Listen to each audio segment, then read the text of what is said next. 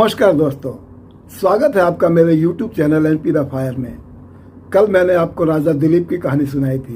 राजा दिलीप का जो पुत्र यशस्वी पुत्र हुआ, उसके नाम से सूर्यवंश का नाम बदलकर रघुवंश रखा गया। ये इतने प्रतापी राजा हुए, आप सोच सकते हैं इतना बड़ा नाम इक्ष्वाकु वंश, सूर्यवंश, उन सब वंशों को छोड़कर लोगों ने वहाँ से रघुवंश कहना शुरू किया। कितने प्रतापी राजा हुए होंगे। अभी हमारे दिल्ली के मुख्यमंत्री अरविंद केजरीवाल जब अन्ना हजारे के साथ आंदोलन किया था और आंदोलन के बाद उन्होंने पॉलिटिकल पार्टी बनाई थी, उनका क्या कहना था? कोई लाल बत्ती नहीं चाहिए, कोई भवन नहीं चाहिए, किसी तरह का कोई भत्ता नहीं चाहिए। बट आज क्या कर रहे हैं सभी लोग जानते हैं। लेकिन मैं बताता हूं, हमारे गौरवशाली इतिहास में राजा रघु एक ऐसे राजा हुए जो अयोध्या के चौराहे पर पर्ण कुटी बनाकर वो उसी कुटी में रहा करते थे। आप समझ सकते हैं वो कितने जनता वत्सल होंगे, कितने प्यारे होंगे वो अपने जनता के लिए। एक बार की बात है, जब उनका जन्मदिन था, जन्मदिन पे उनको देवताओं और ऋषि मुनियों के बहुत सारे आशीर्वाद मिलते रहते थे। जब एक आदिवासी जनजाति ने उनके जन्मदिन पे कुछ देना चाहा तो उनके पास ज़्यादा कुछ नहीं था। उन्होंने एक बहुत ही सुंदर लकड़ियों का खड़ाऊं बनवाया था और वो खड़ाऊं बनाकर उसको पत्ते में लपेटकर और फूलों से सजाकर एक गिफ्ट बनाकर लाए थे कि मैं राजा को देना है। उनके द्वार पर जब आए, उनको पता चला कि ऐसा ऐसा वो लोग हमारे जन्मदिन की बधाई देने के लिए आए हैं। उन आदिवासियों को बहुत ही सम्मानपूर्वक, इतने सम्मानपूर्वक जितने देवताओं का सम्मान करके वो अपने यहाँ लेके बुला करके लाते थे, उनका भी ऐसा ही स्वागत किया। उन लोगों ने बहुत ही भावभीनी स्वर में ये कहा कि राजन, मेरे पास तो कुछ नहीं है, जो हो सका बन पड़ा है, भावपूर्ण तरीके से मैं आपको ये भेंट करना चाहता हूँ। जब उन्होंने खड़ाऊ देखा, अपने सर पे दोनों खड़ाऊ को रख लिया। जितने भी वहाँ पे लोग पार्टी में उपस्थित थे, उनके जितने भी लोग उनको बधाई शुभकामनाएं देने के लिए आए थे, सभी स्तब्ध रह गए। ये महानता। और मैं बताता हूं, अनरण्य नाम का जो इनका पूर्वज था, जो रघुकुल का, जो राम का पूर्वज था, अनरण्य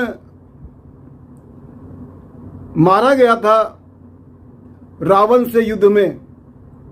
मरते वक्त उन्होंने रावण को श्राप दिया था, जा रावण, तुझे मारने वाला और कोई नहीं, मेरे ही वंश का कोई ना कोई राजा, मेरे ही वंश का कोई ना कोई आदमी होगा। उस समय से रावण बहुत ही ईर्ष्या, बैर भाव रखता था अयोध्या वालों से।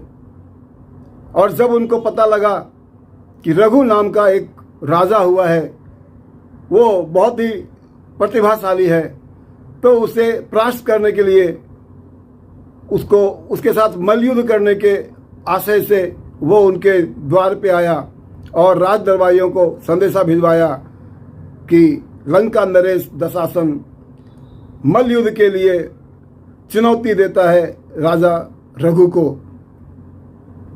दरबारियों ने बताया, रुक जाओ, मरने की इतनी उत्कंठा क्या है, इतनी जल्दी क्या है? अभी राजा नगर भ्रमण को गए हैं, वो आ जाएंगे तो मर लेना। यह सुनकर उसे बहुत क्रोध हुआ और उस आग बबूला होकर के उसे अनाप शनाप कह करके चला गया और कहा, मेरा संदेशा उनको दे देना।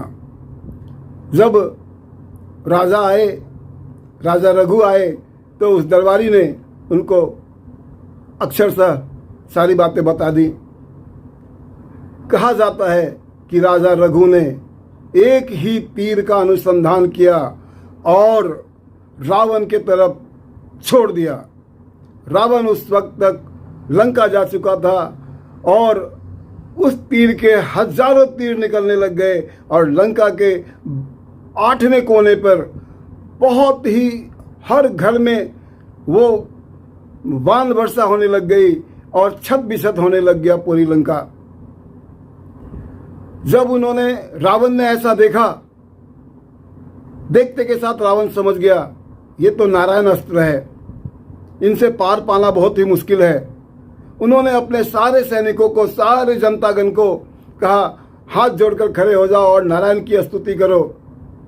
और खुद भी उन्होंने ऐसा किया और ऐसा करने के बाद नारायण अस्त्र स्वयं ही लौट चला। तब जाकर रावण को थोड़ी शांति मिली और कहा जाता है उस समय के बाद से रावण ने रघु के रहते कभी जीते जिंदगी लंका से अयोध्या की तरफ आंख उठा करके भी नहीं देखा। तो मैं ये कहना चाहता हूँ कि ऐसे पराक्रमी वीर राजा रघु हमारी संस्कृति में जो त्याग उन्होंने दिखलाया है और वहीं से ये जो खराऊ उन्होंने सर पे लिया, वही खराऊ लेकर राजा राम जंगल को गए थे। चित्रकूट में जब भरत ने आने की जिद की, नहीं चलो तुम्हें राज सिंहासन पे बैठना है, तो उन्होंने वही खराऊ भरत को दिया था, जिसे रोज पूजकर भरत ने इतना महान देश का कार्य किया। तो मैं ये कहना चाहता हूँ ये हमारी संस्कृति है, ये हम हैं, ये हमारा इतिहास है, जो कहीं से हमें एक रत्ती भी ये नहीं सिखाता कि तुम भीड़ू बन जाओ, तुम युद्ध न करो, तुम किसी का ललकार सह के, किसी की यातना सह करके चुपचाप बैठे रहो। नहीं सिखाता ये हमें।